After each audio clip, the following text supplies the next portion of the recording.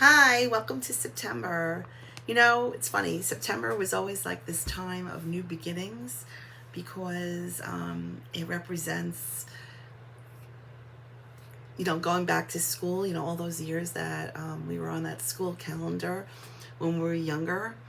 And if you were a mom and you had kids, you were always so like ready to go in September. And now that I don't have kids and I'm no longer in school, I'm not following that school calendar.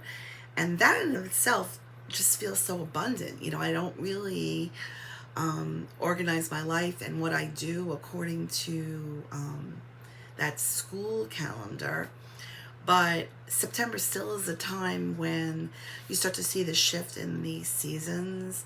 Things are getting a little cooler in some places, depending on where you live.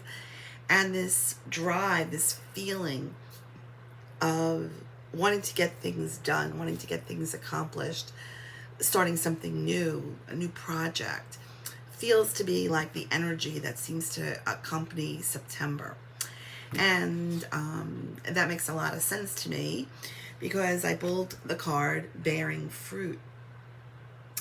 And it's sort of just a reminder of all the time that we have over the summer and not to say that summer wasn't productive, but usually summer is a time where there's a lot of joy, a lot of relaxing, more than what we usually do. We sort of squeeze it into that summertime, right?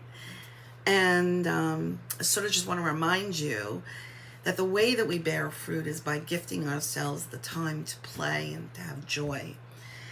And that we get to reap the fruit now of what we created in this space by playing. And I also want to remind you to always be in that space where you are in joy and playfulness, to gift yourself the time to do that. Because we don't want to just bear fruit in September. We don't always want to just be in this space of creation in the month of September. We sort of want that abundance and that ability to bear fruit and to bear the new things that we want to create all the time. And so in order to do that, you need to have a balance between the doing and the creating and the joy and the playing, and to create that balance in. And that joy and that playfulness is part of self-care. Self-care doesn't always just have to look like exercise and diet. Self-care can also be about who are you connecting with? Who are you speaking to on the phone? Who are you seeing in person?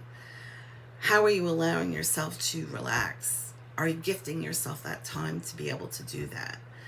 To find joy in the moments that you have in the small things that you do. So just remember the balance of all of that so that you can continue to bear the fruit that you want, to create the abundant life that you want to live. Have a beautiful September.